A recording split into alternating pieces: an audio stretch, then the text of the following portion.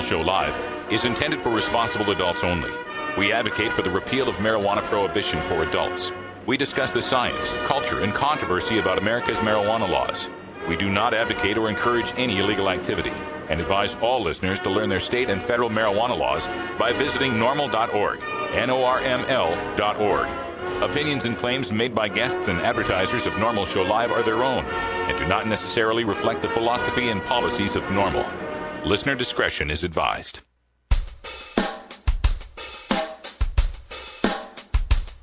You take a seed, you plant it, you grow it, you dry it, you roll it, you smoke it. You take a seed, you plant it, you grow it, you dry it, you roll it, you smoke it, and it goes down smooth. Hey! Spanning the continent to bring you the truth about cannabis and marijuana law reform. I smoke pot and I like it a lot. From the promise of legalization. And I think we need to rethink and decriminalize our marijuana laws. To the agony of prohibition. One major responsibility is to encourage people to use less drugs. The National Organization for the Reform of Marijuana Laws presents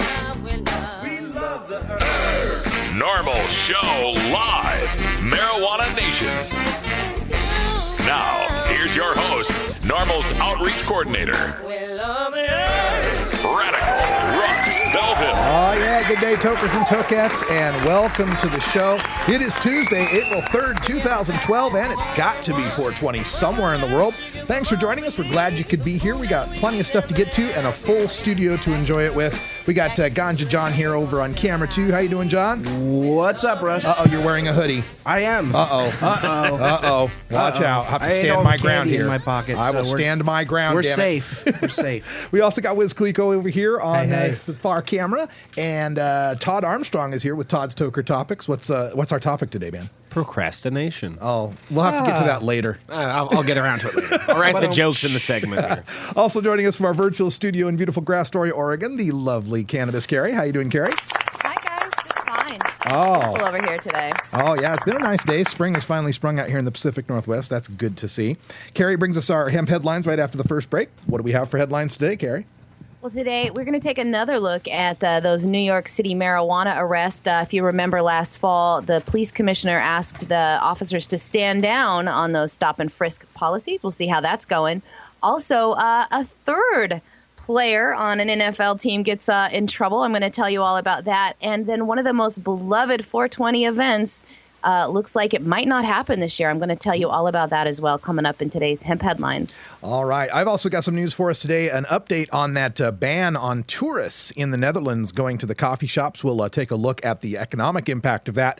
Plus, the final is in. Kentucky is the national championship, so we'll take a look at our final standings in our Reefer March Madness bracket pool that we had going on. We've got ourselves a winner, so we'll get you all that news. Plus, on today's show, it's Electric Tuesday. That means we get to science. We're going to do some Symphony of Science today. Their latest video featuring Neil deGrasse Tyson entitled Onward to the Edge.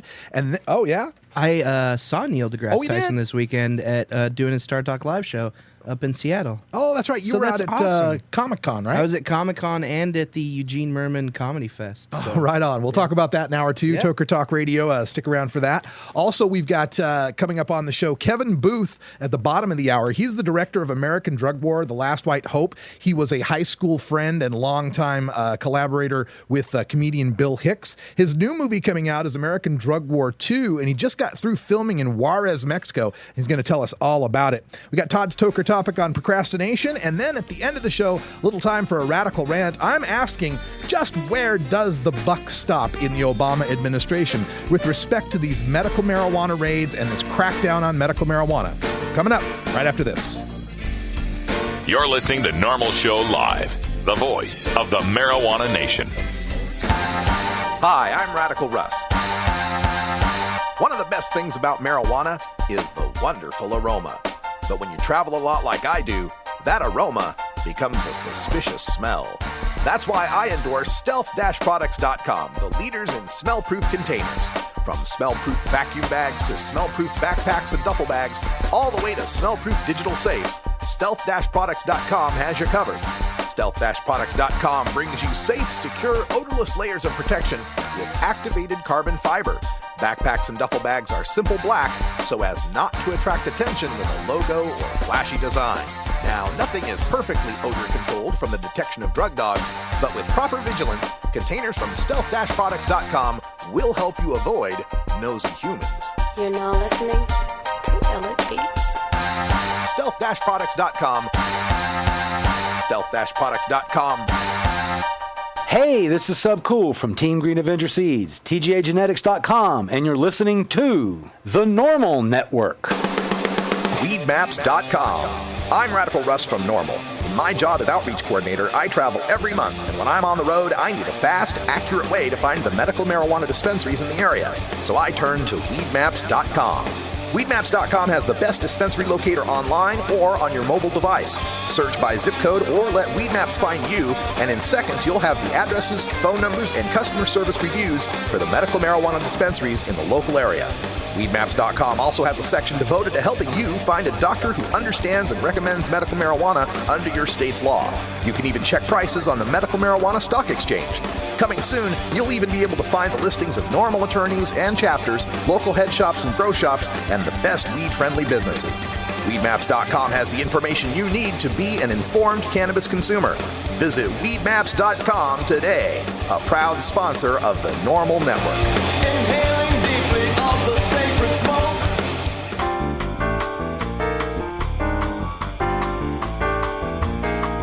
Medical marijuana, industrial hemp, consumer cannabis.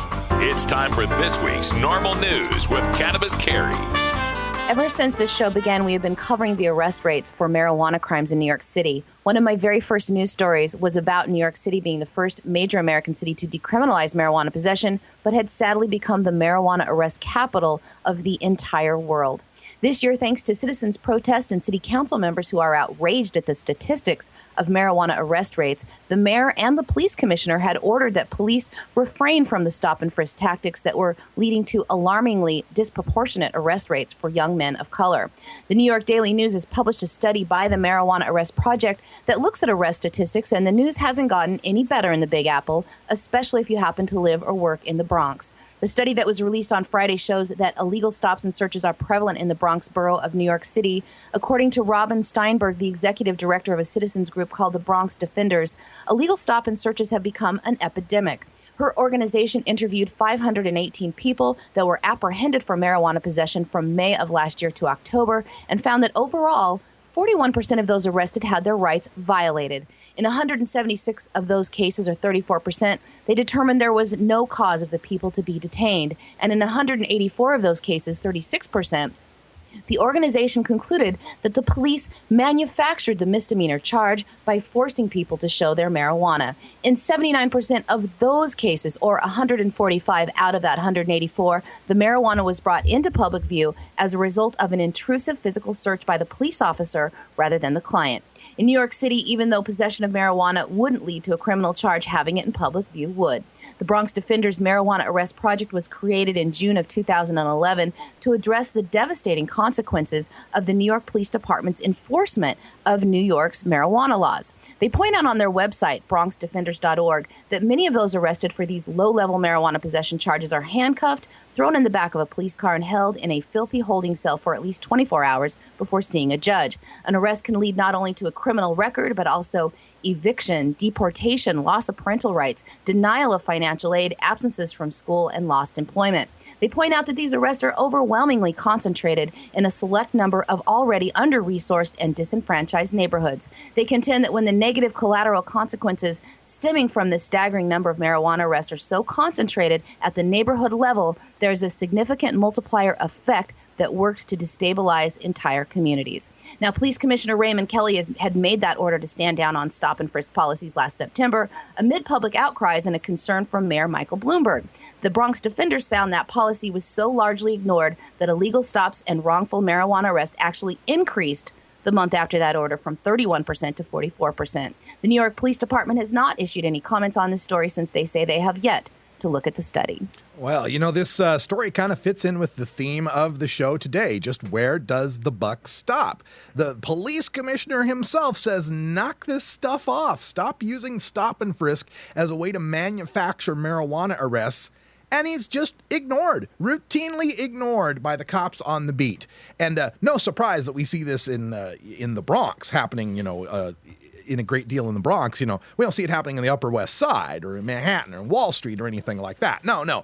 Even though the people there are consuming marijuana at about the same or greater rates than the people in the Bronx. Once again, it's just a way for the police to harass a certain segment of society, to keep people down, to gather criminal information, to gather fingerprints, to get people's names in the system, and most of all, to create arrests so they can show that their arrest statistics are up, that they're tough on crime, and continue to get all the grants that they get from the federal government for fighting against drugs. Meanwhile, in New York City, we see the clearance rates for things like rapes and robberies and assaults and murders plummeting to the point where in major American cities and throughout the United States, the clearance rate for murder hovers around 60%, 50 to 60% of murders being solved, 25 to 30% of rapes being solved. And it's not as if this has always been the case. Those numbers back in the 60s were much higher. My friends from LEAP tell me the solution rate for murders back in the 60s was 80 to 90%. The drug war is largely to blame for taking our police resources, time, and energy away from solving real crimes and manufacturing a war on drugs arrest statistic prison industrial complex. And at this rate, we might be able to just play the Detroit Lions as our fantasy team in the fall for our Stoner League. We told you yesterday that 2 of the NFL Lions players were busted with marijuana, and today a 3rd member of the Detroit Lions 2011 draft class was arrested in Mobile, Alabama. Nick Fairley was a first-round draft pick from Auburn last year and is a defensive tackle for the team. This afternoon, he was pulled over on a follow-up from a citizen complaint that said his Cadillac Escalade was speeding through a Mobile, Alabama neighborhood.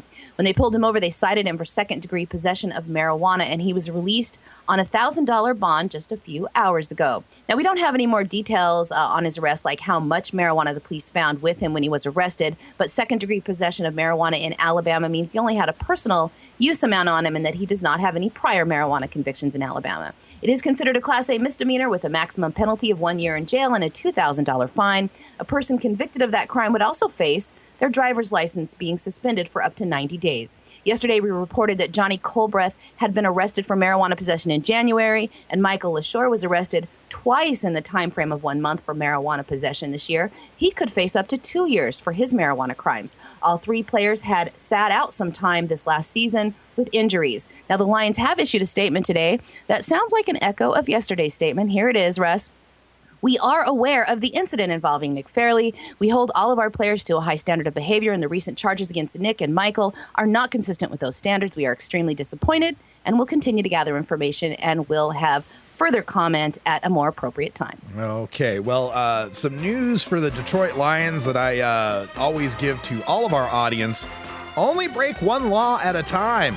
If you're driving your Cadillac Escalade through Mobile, Alabama, maybe it's a good idea to not be speeding, right? Especially when, you might get profiled driving a Cadillac Escalade through Mobile, Alabama. So, Detroit Lions players, while I'd really love to have some of you on the Pigskin Potheads team, you're jeopardizing your team's chances. Actually, come to think of it, as a Packers fan, go right ahead. Go ahead and get yourself busted. See if you can get Charles Johnson to smoke some weed, too. Terrible, Russ.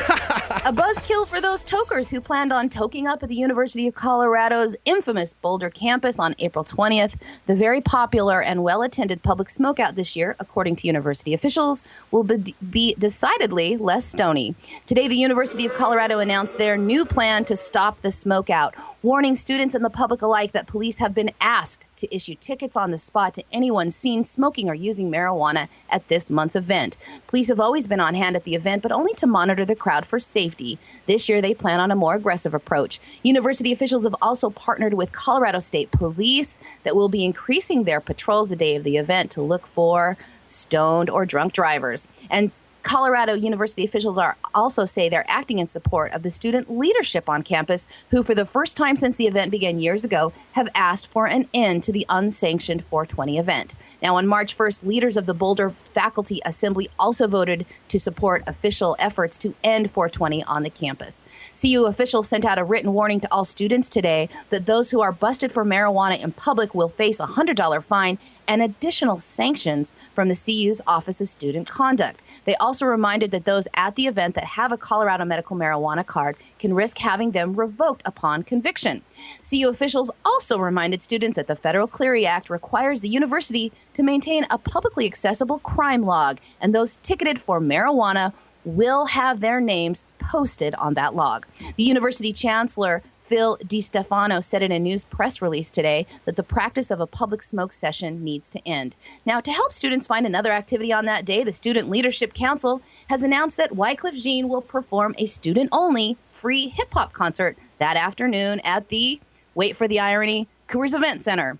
They also might want to check Wycliffe's musical catalog. He started a chant during a 2006 concert declaring President Bush needs to smoke marijuana, and one of his 2009 songs called Something About Mary proclaims his love for the herb.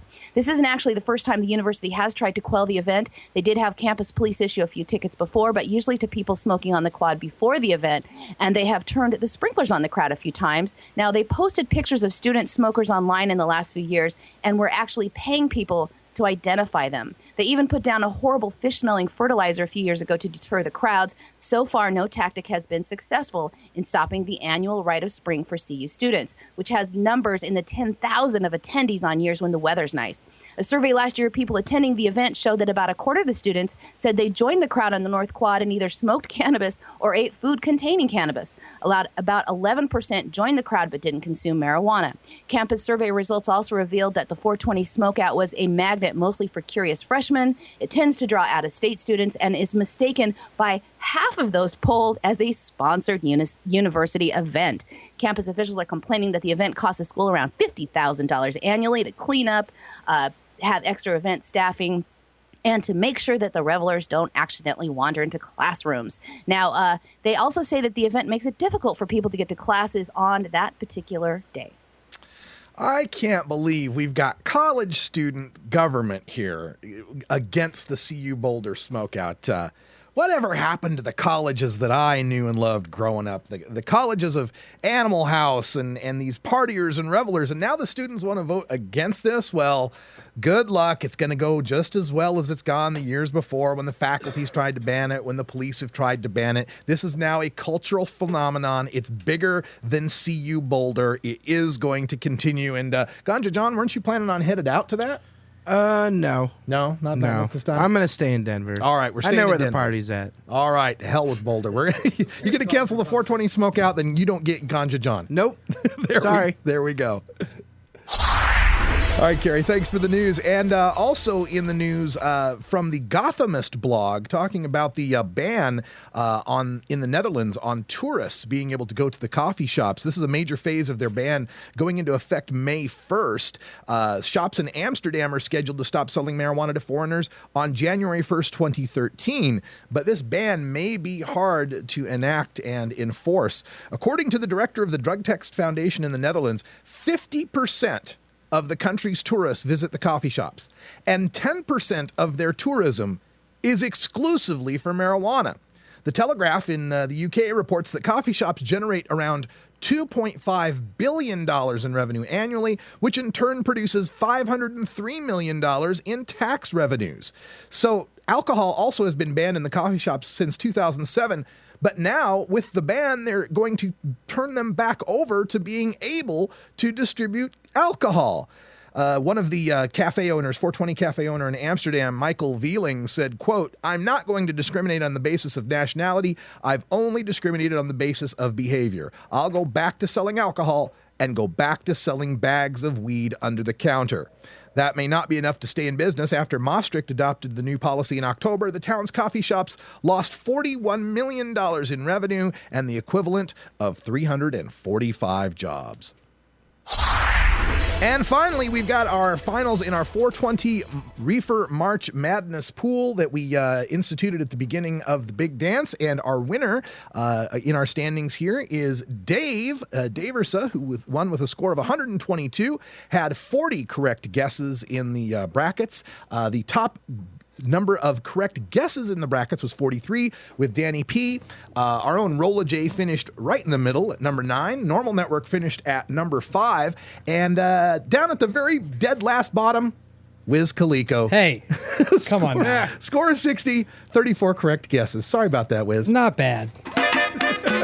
Not good either. I think it's time for a break to reflect on Khalico's loss. Okay. I'll load the ball. We'll soothe the hurt feelings with a little herbal remedy. Loser loads. It's 20 after the hour, and we have to take a short break, if you know what I mean. Please support these sponsors who support NORML Show Live. Oh, have you ever met that funny reefer man? A reefer man. Have you ever met that funny reefer man? A reefer man. If he said he swam to China, he would sell you South Carolina. Then you know you're talking to that reefer man. The law offices of Omar Figueroa would like to remind you to stand up for your rights. Please do not give up your precious liberties. There's nothing wrong with standing up for our constitutional rights, and in fact, it's the only way to honor the Constitution that recognizes our natural rights. Treat law enforcement with respect and respect the Constitution by standing up for your rights. If you are detained or arrested, stand up for your rights by repeating, I respectfully invoke all my legal and constitutional rights. I do not consent to any search and seizure. I want to remain silent, and I want to speak to my attorney, Omar Figueroa. Omar Figueroa has more than a decade of experience in federal and California courts and graduated from Yale University, Stanford Law School, and Trial Lawyers College. Please contact the law offices of Omar Figueroa at 415-489-0420 or 707-829-0215 or on the web at www.omarfigueroa.com.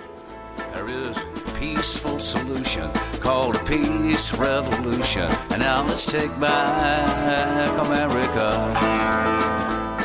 Hi, this is Willie Nelson. Like millions of freedom-loving Americans, I'm a marijuana smoker, and I don't think that should be any of the government's business. There's absolutely nothing wrong with the responsible use of marijuana. The next time you light up, take the time to let your elected officials know how you feel. It's time we legalize marijuana and stop treating marijuana smokers like criminals. For more information on how you can help legalize marijuana, please contact NORML at norml.org.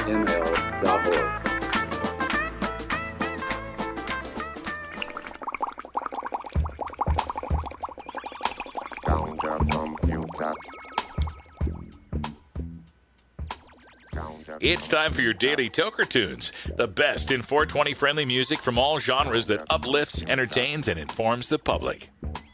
Today we bring you tunes for Electric Tuesday, our segment featuring the best of modern electric music in the genres of dance, new age, house, and experimental.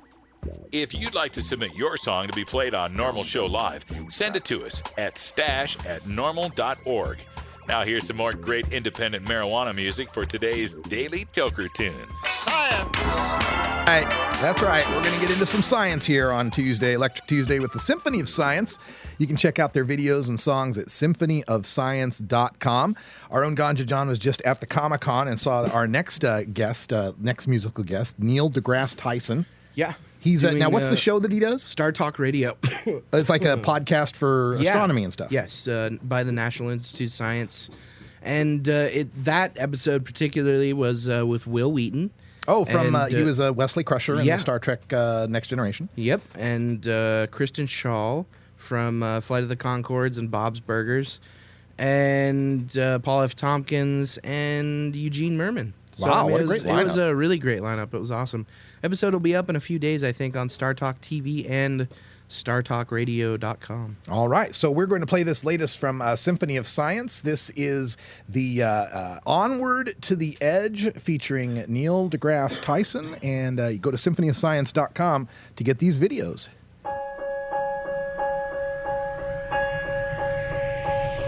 The act of moving onward means we pass these signposts. One of them was first leaving Earth. The next one is hanging out on the moon. What's next? The planets. Onward to the edge. We're moving onward to the edge. Here we are together. This fragile little world. This fragile little world. Onward to the edge. We're moving onward to the edge.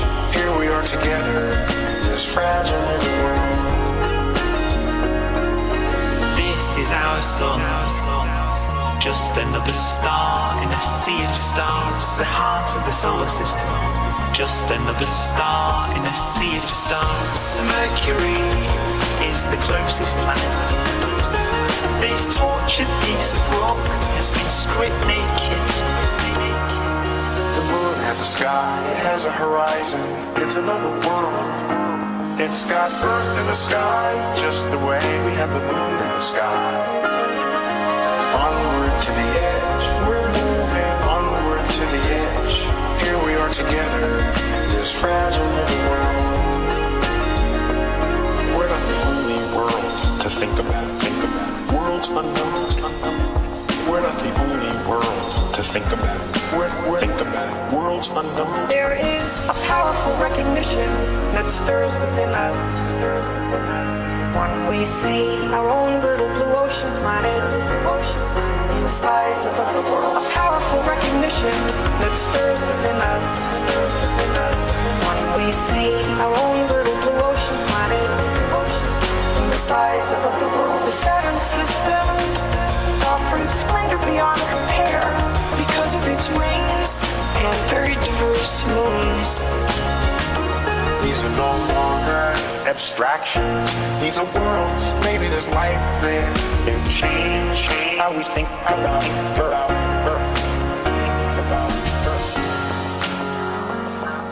Our own little blue ocean planet.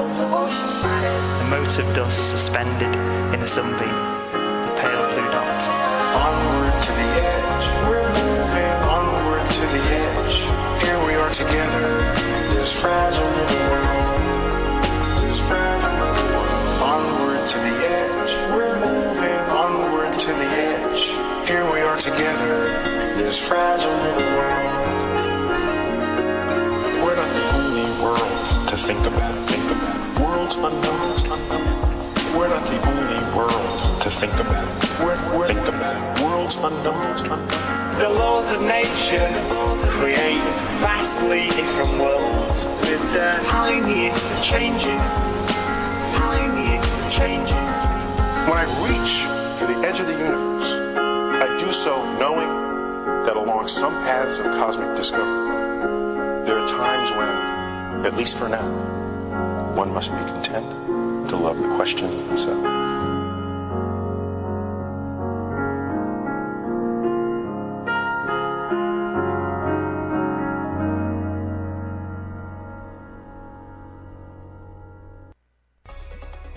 Hey, tokers and tokettes, this is Radical Russ from NORML Show Live. We're proud to be the voice of the marijuana nation and proud to have you on our team. Now, you can represent NSL in your own NORML Show Live gear from handmadeapparel.biz. Adam Hand of Handmade Apparel is one of us and a huge supporter of our show. He's designed the classic blockhead line of NSL shirts, hoodies, hats, and more. Worn by Radical Russ, Cannabis Carry, and Ganja John on the show and at live events, the designs feature their iconic logos and the "It's got to be 420 somewhere in the world" tagline. Proceeds directly benefit NORML Show Live and HandmadeApparel.biz, one of our community's strongest supporters. You can also get your Cannabis Cure UK, Ganja John Show, Irie Island Hour, and more gear from the NORML Network at HandmadeApparel.biz. Visit handmadeapparel.biz today. Tune in to the NORML Network every weekday starting at 6 p.m. Eastern for our primetime lineup. We begin with an hour of daily Toker tunes, followed by NORML Show Live and Toker Talk Radio, live from Rolla J Studios in Portland, Oregon. Then you get 2 hours of recorded podcasts from national and international reformers, followed by our late-night live shows at 11 p.m. Eastern. Then the whole 6-hour block repeats twice overnight. It's the NORML Network, your source for the best in marijuana media. Legalization, decriminalization, lowest law enforcement priority, medical marijuana, ganja sacrament, consumer cannabis, industrial hemp. The world of marijuana law reform involves many different aspects of cannabis that interact nearly every public policy discussion in America, including healthcare, the economy, global climate change, law enforcement and prisons, immigration, religion, free speech, energy policy, and war. Now, we take a look at how re-legalizing marijuana will change the world in our NORML Show Live Cannabis Conversations. I spoke yesterday with filmmaker Kevin Booth about American Drug War 2. This is the recording of our interview. All right, folks, we're glad to be sitting here and talking with Kevin Booth, American filmmaker. You may know him from his great documentary, American Drug War, The Last White Hope. Kevin, how you doing? Doing really good. Thanks for having me on. Yeah, folks, if you haven't seen American Drug War, you definitely need to take a look at this. It's one of the best documentaries about the failings of America's war on drugs. You've also got the film How Weed Won the West. How did that do for you? You guys got that on Netflix and stuff yet? Yeah, we got the video on demand with that one, and, it was a little bit more of a quickie, lighthearted film, and, it's funny now looking back, we ended on the famous last words of saying, marijuana's legal, woohoo, we can all party, and ever since then. Yeah, look what's happened. Yeah, especially just today, if you heard about what happened in Oakland today. Yeah, that's right. We've been reporting on the Oaksterdam raids, and we spoke with Dale Sky Jones from the university, and she's commenting on that. Still information that's coming out today, and we'll get all that to the people. But yeah, you're right. I mean, this is a full-out war in California. Obama administration clamping down hard. The next film you've got coming up here, American Drug War 2. This is what we've got you on the line here to talk about. We've got some screenings of this coming up. Tell folks about American Drug War 2. Does it just take off from where the last one left off? Right. Well, it's actually what I'm doing is the film is not finished yet. I've been out there on the field filming. We just got back from filming in Juarez, Mexico. Oh, wow. We've been filming in Colorado. We've got just a huge slew of amazing experts in this thing. And what I'm doing is I've got these lectures.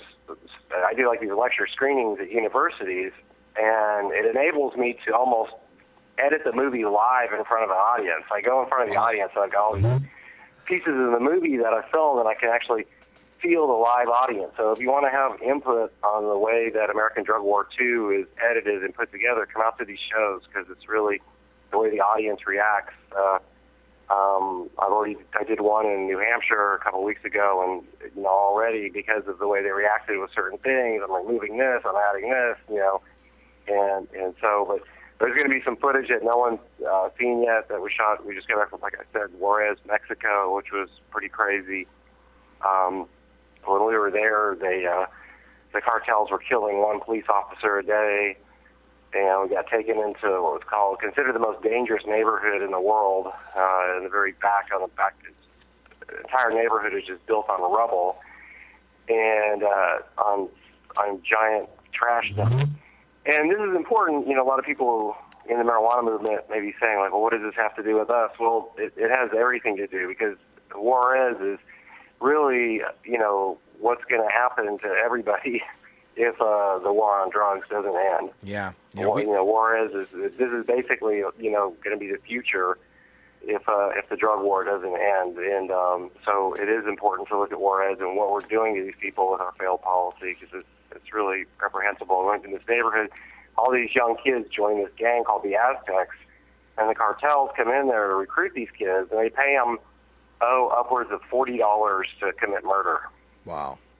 Jeez. And so for about $40, you can hire someone to kill somebody in Juarez. We're speaking with Kevin Booth, director of American Drug War, and now American Drug War 2, that is being edited as you travel around speaking about it. And we wanted to let people know that there will be a screening and a lecture taking place tomorrow, Wednesday, April 4th, 2 o'clock at the University of Pittsburgh. And then you're off to Boston the next day on Thursday, April 5th, 8 o'clock at night at Tufts University in Boston. How has this tour been going? You got more dates coming up after this? I think I've got Portland, Oregon, or I always forget how to pronounce it. Willamette. Willamette. You live in Portland. Yeah. Willamette. God, I always miss Willamette. I'll be in Willamette, I believe, Oh my gosh, I have this in front of me. I believe April 12th in Willamette. Yeah, And that'll be an all-day deal. I think I'm going to introduce American Drug War real early in the day. If they're going to play the film, I'm going to come back, and then I'm going to do the lecture that I'm doing at these places. So it's going to be like a 6-hour show or something. It'll be crazy. We'll definitely have to come out for that if you're at Willamette University. That's real close to us. We'd love to get a chance to meet you, get you on video. That would be fantastic. Perfect. All right, April 12th here in the Portland area. And Kevin, as you do this, this is also on Facebook if people want to get connected that way. What's the Facebook address for them? Well, you know what? Just go find me, Kevin Booth, on Facebook, and through there. I mean, you could just search your way into it. I don't know the exact address. Is there information? Go to sacredcow.com. That's what I was going to say. Sacredcow.com. Yeah, go to sacredcow.com, and on there I've got posters for each show. You can always keep up with whatever I'm doing at sacredcow.com. And from there you can find your way to like RSVP pages or wherever you need to find yourself. Excellent. Now, Kevin, when you were shooting down there in Juarez, you reported on the police being assassinated, one per day. We actually reported on that story and how they had to move the entire Juarez police force into a hotel to keep them protected. Did you fear for your life while you were shooting these in Juarez? While I was shooting, I was shooting. No, they were shooting. I was hiding. But it's really dumb here. We actually hired private security, so it's crazy because what you find out is that you can't hire the police, because if you hire the police are all bought and paid for by the cartels. So you have to hire private security, and hopefully they're not corrupt. So. You just hope that you didn't hire a private security firm that's going to sit there and go, oh, well, this guy from the cartel is going to offer me more than what you're paying for, for your ransom. So, we actually had armed escort the whole time. We had, like, this really hot, skinny girl with, like, a giant gun, like, walking around. She looked like Secret Service. She was all Sarah Palin looking, and it's hard to explain. Wow. But she drove us around the city. She was with this private security firm. You'll see it in the film. Now, yeah, definitely. I was only over there for so long. I'm such an idiot. I go the first day. I go walking over there with my camera, just rolling, and walk up to the guys with machine guns. And I'm like, "Hey, is it okay if I interview y'all? What do you think?" And they're just like, "Dude, you've got to be kidding me!" And of course, they're all like, "It's like 100 miles an hour." And yeah. I'm sure Gringo Loco came into that conversation somewhere along the line. Yeah, after a while, and I got back. But the people that were the meanest to me, actually, the biggest jerks for the whole trip were the American Homeland Security. They're the ones that ended up yelling at me over and over again because, I kept going through the security checkpoint on the way back, and I would think I was so slick by just, having my camera around my neck with it on and running. And they're just like, dude, we're not that stupid. And I'd be like, oh, really? You're not? Really? Oh, wow. We're speaking with Kevin Booth from Sacred Cow Productions, sacredcow.com for information on this new movie, American Drug War 2. What else do you have included other than the Juarez stuff in this new movie? What are we going to see? Oh, well, yeah, that's just one little fraction. I mean, we're getting all into the cutting-edge cancer research. We've got Dr. Courtney, Dr. Abrams. We just got back from Colorado filming Cannabis Science with Dr. Robert Melamede. They're going to be in the film. We've got the thing about all the research going on in CBDs and juicing the plant, and the Rick Simpson oil, and basically the fact that, that our own government bought the patent to cannabinoids and medical marijuana back in 2003. So while they're raiding everybody in Amsterdam today, they themselves are already working with pharmaceutical companies, knowing that it is real medicine. And the real story is that curing cancer would destroy $1 trillion a year industry, and our government has no desire to ever cure cancer, and that's why you're being thrown in jail. Mm-hmm. Yeah, you so much truth there, and it does get pretty scary when you start to peel away the layers of the drug war onion And you find that it really is that cynical. It's about protecting profits, about protecting entrenched industries, and it puts the government in the position of being the hired thug that keeps the mafia money flowing, if you want to use that kind of metaphor. It's just the way we're being it's the smash and grab robberies that we get in California with the DEA, where they bust up someone's business but they never charge anyone with any crime. It just smacks of mafiosos and thuggery. It's sad our country has come to this position, don't you think?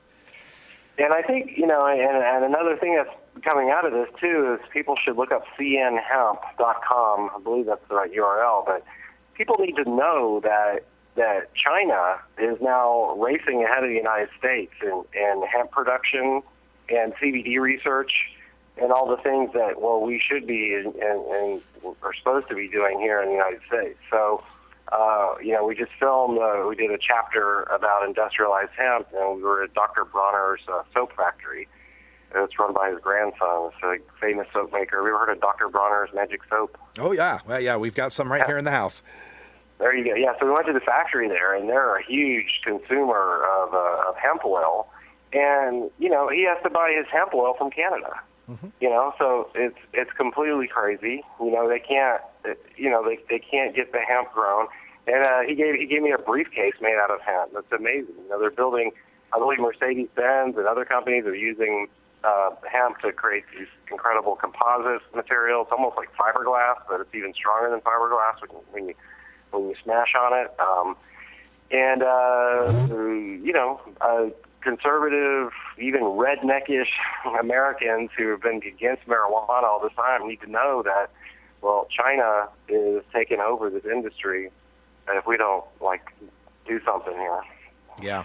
There's so much about it. There's so many different industries that are fighting to maintain the status quo, and that fight means, throwing good people in jail and letting Mexico get slaughtered down there. It's just obscene, and I'm glad you've got this movie, American Drug War 2, that's going to shine a light on a lot of this and inform the people, like you say, those people that aren't paying too close attention. Maybe they'll see this or they're flipping through the Netflix or they see it on TV somewhere, and we get some more information out to the people.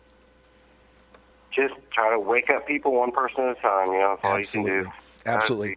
Well, Kevin Booth, thank you so much. There's one little chapter here. We'll squeeze this in about the foster system. My wife and I have recently entered into the foster system. We didn't have children of our own, and we learned after getting into this that 90% of all children in the foster system are on powerful pharmaceutical drugs. Mm-hmm. And so, this isn't every case example, but there's actual cases out there where someone's children has been taken away from them because they're only using marijuana. And then the government takes your children, puts them in a home with some crazy people, and then puts them on Adderall. I mean, all these foster kids, they're all on Adderall, they're all on antidepressants. It's just unbelievable. And they're just drugging these children. I mean, this young girl we were taking care of, she came to us with court orders. Like, if we broke these orders, she would have been taken away from us, where it's basically, at 6 in the morning, you give her speed, and at 6 at night, you give her a tranquilizer. Jeez. And this is like a 12-year-old, little girl who, did nothing except for the fact that her mom screwed up and went to jail for a couple of years. That was her crime. Reprehensible. There's, again, like I said, so many different angles in this, so many terrible obscenities committed in the name of this war on drugs. Oh, my God. Well, Kevin, that's about all the time we've got here for you today, but we could probably talk for an hour on this. I hope to see you in a few days out there at Willamette University. Absolutely. We'll do it. Let's do some more. I appreciate you having me on here and plugging these things, and keep you in the loop. And when this film is done, we'll do a lot more. All right. Thanks so much, Kevin Booth from American Drug War and American Drug War 2, as well as How Weed Won the West. Thanks for joining us here on Normal Show Live. All right. Yeah, big thanks to Kevin Booth. We're going to meet him out there at Willamette University. Maybe we'll get Wiz Khalifa and the SSDP kids down there. Yeah, we were actually down there for the debate between the Oregon Attorney General candidates yesterday as well. Good stuff. All right, we're back with Todd right after this. You're listening to Normal Show Live, the voice of the marijuana nation. Marijuana and alcohol are the two most popular recreational drugs in America. Marijuana smoking is non-toxic, relatively safe, and has a low risk of dependence. Alcohol drinking is potentially fatal, dangerous to society, and is quite addictive.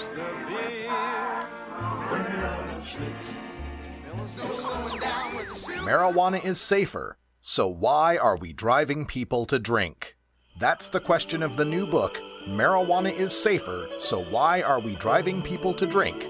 By Paul Armentano, Mason Tvert, and Steve Fox. Visit Amazon.com or ChelseaGreen.com today to order your copy of Marijuana is Safer, or visit marijuanaissafer.com. Yo, what's up? This is Miles from Slightly Stupid. You're listening to NORML Show Live. Here at NORML Show Live, we spend all week taking a look at the tragedy of American marijuana prohibition. But it's important to take a break and remember that we are a vibrant, diverse, and oftentimes hilarious community of people.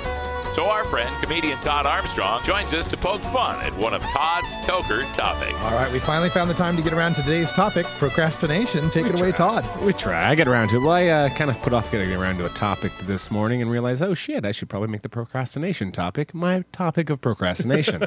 I do enjoy procrastinating. That's why I'm a pothead, but that's also our biggest Achilles heel. We often put off everything, and the thing I need to talk about to all the potheads, tokers, and tokettes out there is the one thing we need to focus on, and that's maintenance. We need to stop our maintenance both in the restroom and in the yard, because we tell people we're a pothead without telling them that. When they pull up to our house and they see that our yard is littered with things that aren't beer cans, but what are those little odd-looking cigarettes that smell funny? Why has the yard work not been done in 2 years, and why is the dog crapping in the front yard? Oh, wait, the backyard's full of dog poop. The neighbors know we're potheads. You can pretend like the dog poop covers the smell of the weed, but it doesn't. But then when we walk into your front door, and then we introduce the home of you, dwelling pothead has decided to put off dumping that garbage because it was a little bit awkward. I know I'm guilty of this. But the one thing I'm kind of disappointed in is most potheads don't procrastinate the one thing in the morning that they need to do, which is to wake and bake. I'd like us to focus on maybe cleaning that bong out before we smoke it next morning. We need to get up in the morning and decide to do little things like clip our toenails, because they cut our wife last night when we rolled over. These are our things that potheads have to deal with, but we love it. Now, we need to quit telling so many people about this that we're putting things off till tomorrow, because people keep talking about legalization. People keep talking about decriminalization, that lawyers are writing letters, and they're going to get around tomorrow to legalizing it. We keep putting everything off because we're so stoned. Let's do our chores first and smoke second. I want next week to be national, at least email a congressman before you smoke a joint week.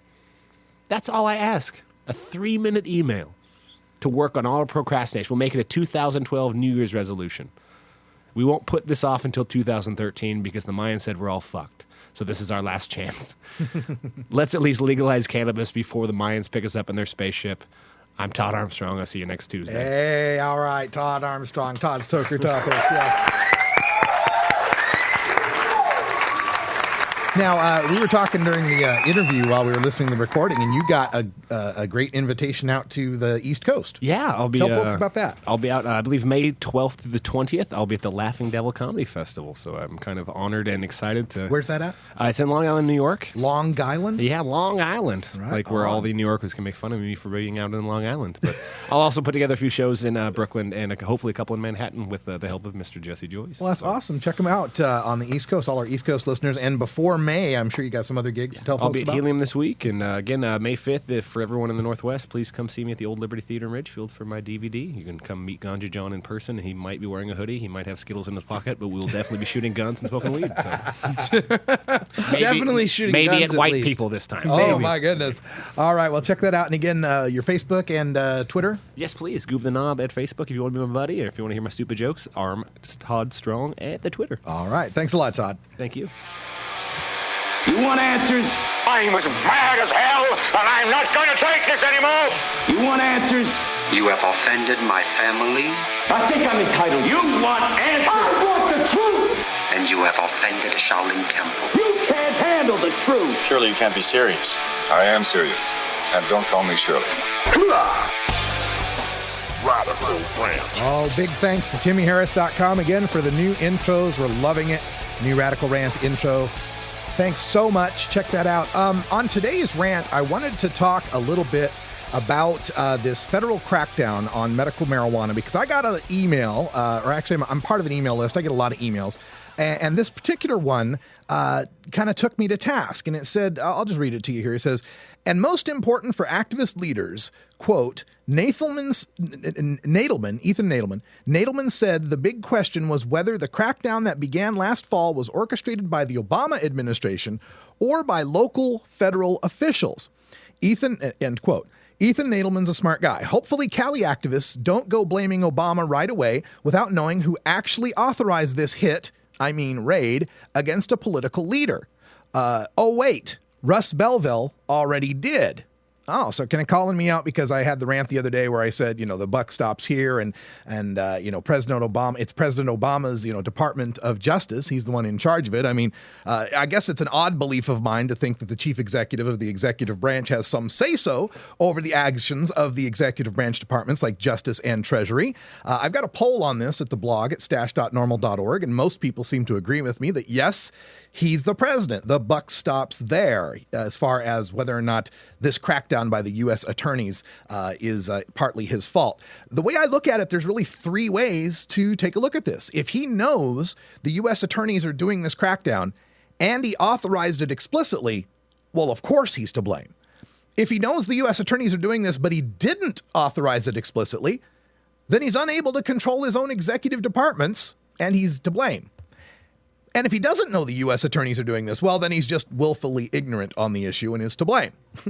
This Stockholm syndrome that some of the Obama supporters are engaged in just baffles me. I mean, and I was one of his most diehard supporters. I was a political talk show host when Hillary was the big juggernaut, the inevitable nominee, and I was taking plenty of heat for my support of Obama.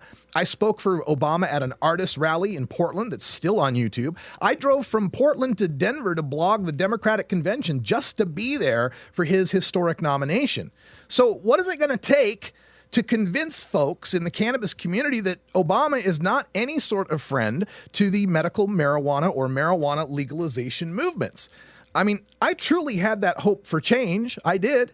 I mean, I remember hearing him back in 2004 when he was saying this. The war on drugs has been an utter failure, and I think that we need to rethink and decriminalize our marijuana laws.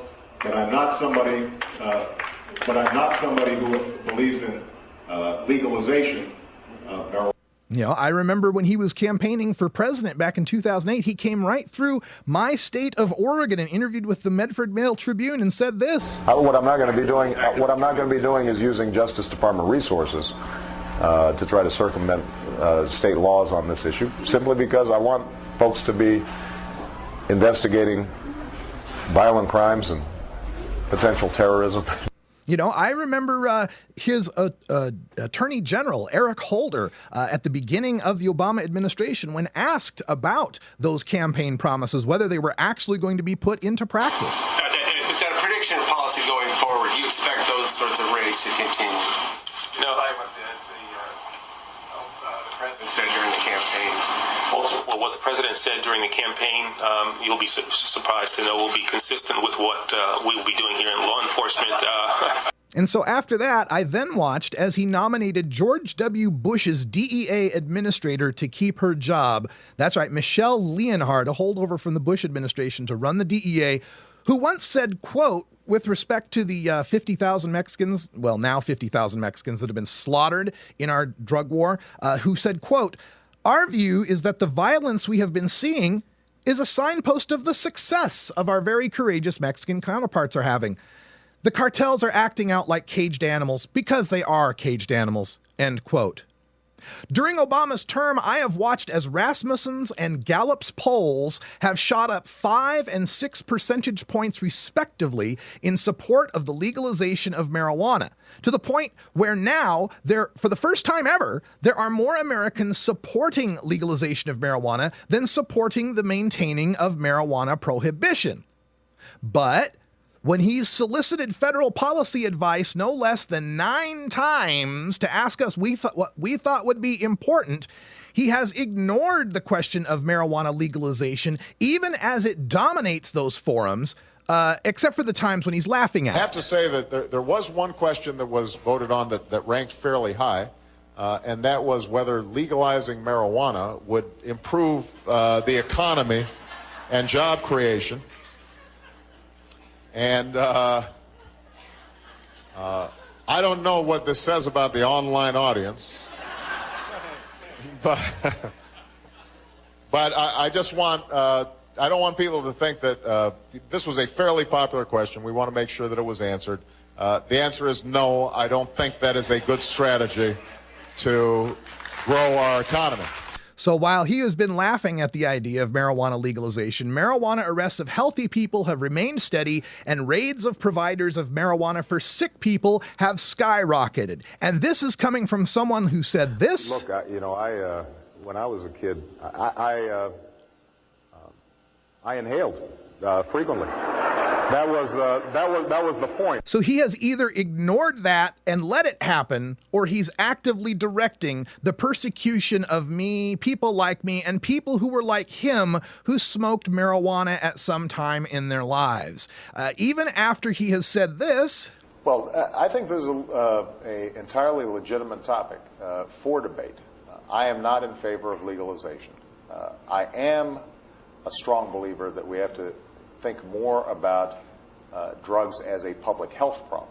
And yet he continues to treat it as a criminal justice problem. He continues to maintain the budget disparities of 2-to-1 in favor of treatment, or of incarceration and interdiction versus treatment and rehabilitation. And it's no surprise to see that he is allowing, if you want to give him the benefit of the doubt, that he's allowing the U.S. attorneys to run roughshod over medical marijuana, because he did warn us during the campaign that it really wasn't going to be much attention in his administration. I will tell you that, I want to be honest with you, whether I want to use a whole lot of political capital on that issue when we're trying to get health care passed or end the war in Iraq is the likelihood of that being real high on my list is not likely.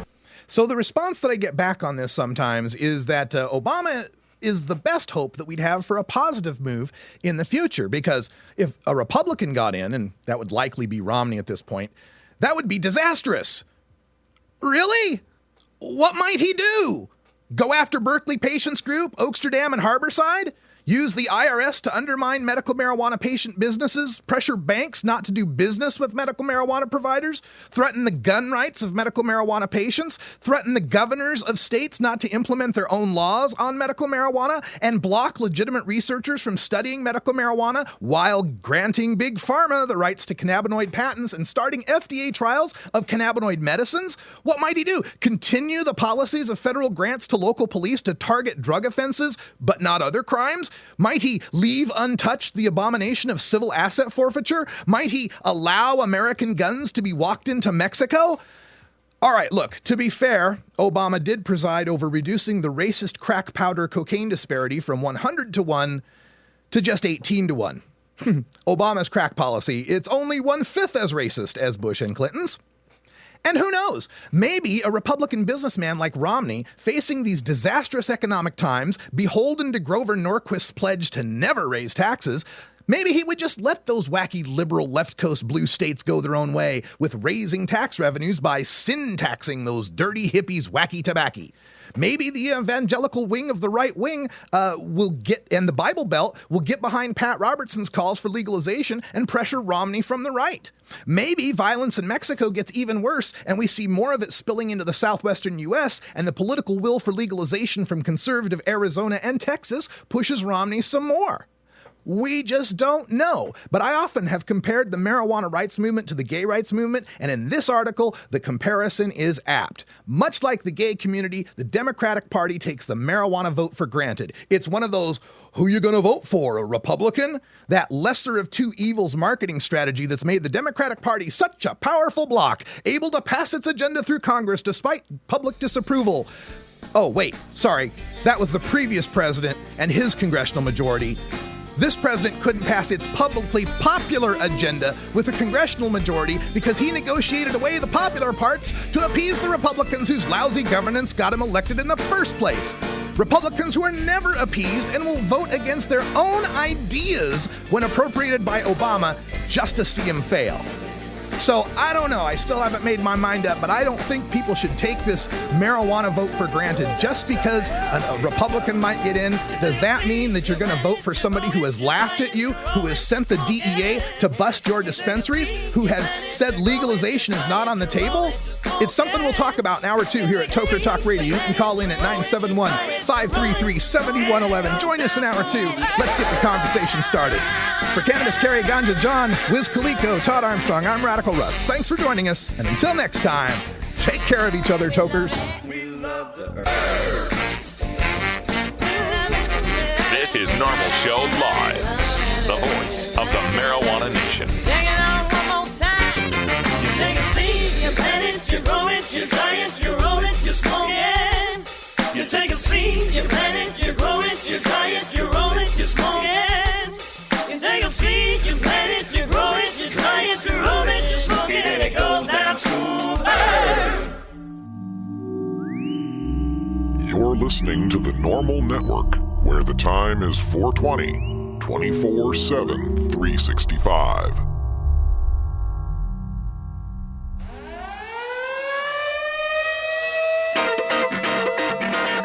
It's 5 o'clock in the Pacific Time Zone.